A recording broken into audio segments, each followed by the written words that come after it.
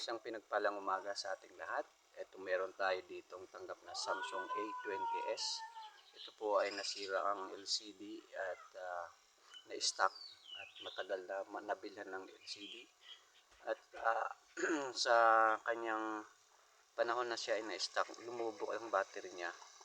So nung meron na pong LCD siya ngayong bago, pinagawa sa atin, ito ngayon ay lumubo nga yung battery.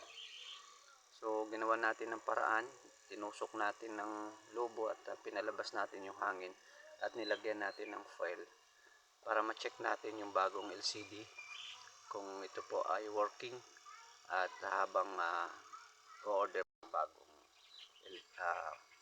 battery.